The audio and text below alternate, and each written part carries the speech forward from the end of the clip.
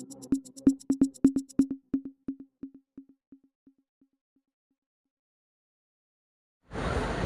દર્શક મિત્રો, સત્યનો અવાજમાં ન્યૂઝ ચેનલમાં આપ દર્શક મિત્રોને હાર્દિક સ્વાગત છે. હું આવ્યો છું સંઘ પ્રદેશ દાદરા નગર હવેલી અછોલા ખાતે અને આપણી સાથે જોડાયા છે ભારત આદિવાસી પાર્ટીના ભાવેશભાઈ સાથે આપણે જોડાયા છે. ત્યારે એમને આપણે પૂછીશું કે એમનો ભારત આદિવાસી પાર્ટીમાં શું હોદ્દો છે.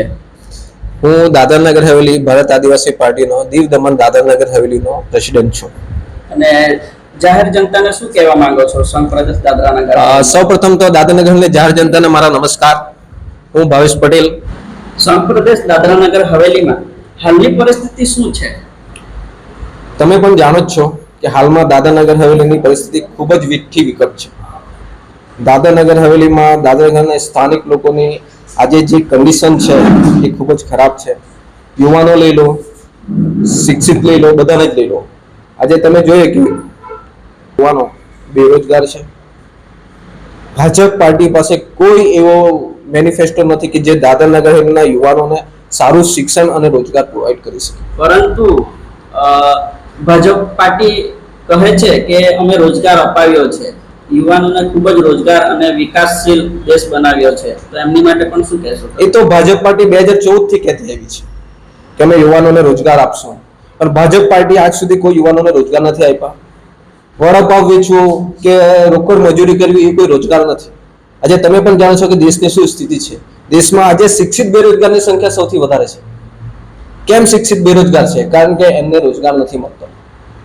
વડાપાવ વેચવું કે લારી ચલાવી, ગલ્લો ચલાવવો એને રોજગાર નહીં કહેવામાં આવે. બીજેપી સરકાર જો પાછી આવશે તો એ પણ સીનવાઈ જશે.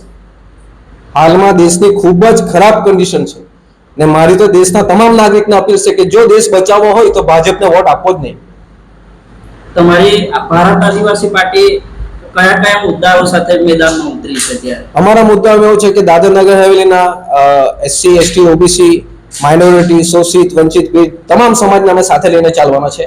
તમામ સમાજના જે પણ પ્રશ્નો છે એ અમે એમની સાથે મળીને સોલ્વ કરશું.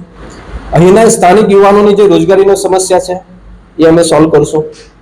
જે શિક્ષકોને નોકરીમાંથી કાઢી મૂક્યા છે કે બીજા અન્ય જે કર્મચારી છે જેમને અહીંથી દીવ બદલી કરવામાં આવેલી છે, જે સી કેટેગરી અને ડી કેટેગરીના છે, એમનું પણ અહીં ટ્રાન્સફર કરવામાં આવે એ બી અમારી એક સમસ્યા છે. સ્કૂલના છોકરાઓની જે સ્કોલરશીપથી એ બધા બાબતો છે એની પણ સમસ્યા છે.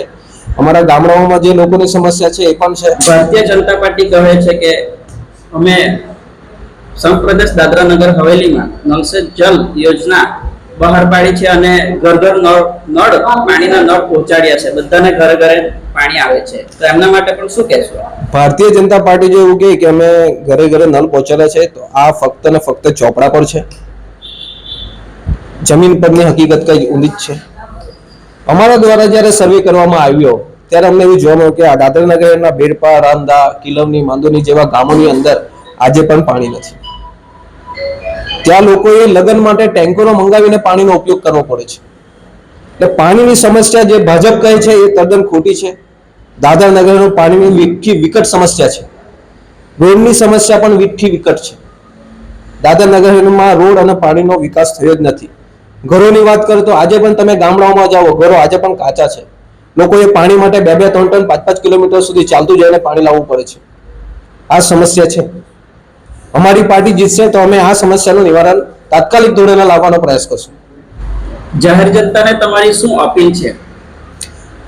મારી હાથ જોડીને દાદરા નગરની જાહેર જનતાને અપીલ છે કે તમારો કિંમતી અને પવિત્ર મત આપી અપાવી 4 નંબરના બટન દબાવી એડવોકેટ દીપકભાઈ કરાડાને વિજય બનાવો અને દાદરા નગરનું અસ્તિત્વ અને ભવિષ્યને ઉજ્જવળ બનાવો. જય દાદરા નગર હવેલી, જય સંવિધાન, જય ભીમ, જય આદિવાસી.